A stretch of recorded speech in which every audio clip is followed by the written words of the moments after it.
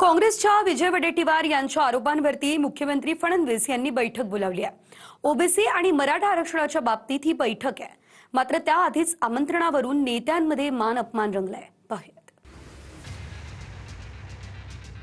OBC बैठकीच्या आधीच नेत्यांमध्ये वादविवाद सुरू झाले आहेत। वडेट्टीवारांच्या नेतृत्वात नागपुरात 10 ऑक्टोबरला सकल ओबीसी महामोर्चा निघणार आहे।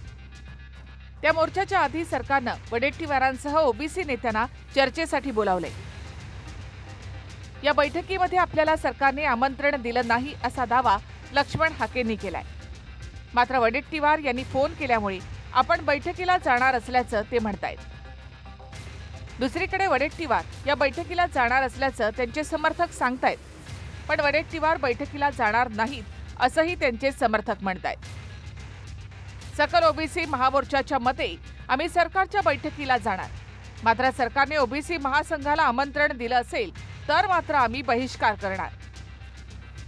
ओबीसी महासंघाच्या बबनराव तायवाडे यांनी सरकारच्या जीआरमुळे ओबीसींचं नुकसान होत नाही असं विधान केलं होतं। त्यावरून वडेट्टीवार समर्थक ओबीसी महासंघाला विरोध करतायत। मला मुख्यमंत्री महोदयाकडून निरोप आहे। खरं तर हे सर्व पक्षीयाची हे नव्हती, आम्ही मोर्चा काढणार आहोत आणि त्यावर चर्चा झाली पाहिजे म्हणून आम्हाला निरोप आला आणि आमचे मुख्यमंत्र्यांच्याकडे आणि उद्याच्या बैठकीमध्ये एकच मागणी असणार आहे की कोणत्याही परिस्थितीत ते 2 सप्टेंबरचा जीआर आपण सरसकटचा रद्द करावा। विजय वडेट्टीवारजी जाणार आहे का उद्याच्या बैठकीला? आत्ताच विजय वडेट्टीवार साहेबांनी सांगितलं की बबनरावजी तायवाडे जर असतील ते जाणार नाही असं ठामपणे सांगितलं। स्पष्ट भूमिका आहे की बबनराव तायवाडे असेल तर तुम्ही बैठकीला जाणार नाही। 100%। का अशी भूमिका घ्यावी लागली? कारण असं आहे की ऑलरेडी त्यांनी त्याचं जीआरचं समर्थनच केलेलं आहे। नाही, माननीय विजय वडेट्टीवारजींनी काही प्रश्न उपस्थित केले आहे आणि विजय वडेट्टीवारजींनी जे प्रश्न उपस्थित केले आहे त्या प्रश्नाच्या आधारावर माननीय मुख्यमंत्र्यांनी बैठक बोलवली आहे।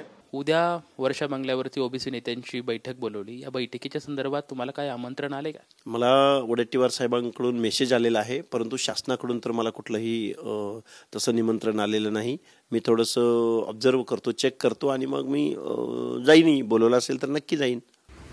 दरम्यान वडेट्टीवारांनी जरी लक्ष्मण हाकेंना निमंत्रण दिलं असलं तरी हाके सध्याच्या तणावाला जरांगेंना जबाबदार मानतात, तर त्यांना आमंत्रण पाठवणारे वडेट्टीवार मात्र यामागे सरकार असल्याचा दावा करतात। आम्ही त्यांना सांगू की ओबीसीचं आरक्षण टिकू द्या आणि ओबीसीच्या अनाथ माती कालवण्यापासून या माणसाला थोडीशी समज द्या।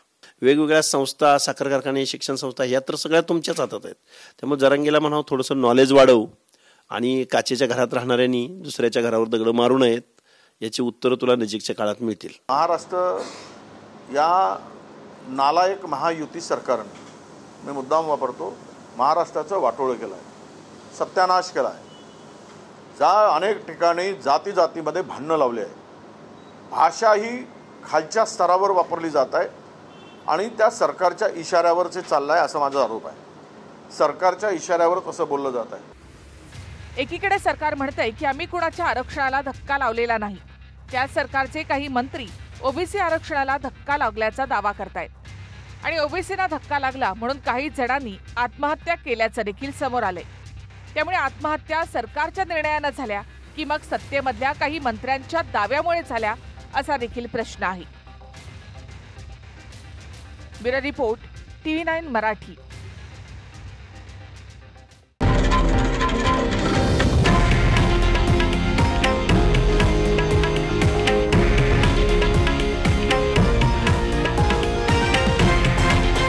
हे आहे देशातील नंबर 1 न्यूज नेटवर्क आणि आपण पाहत आहात TV9 मराठी, एकमेव।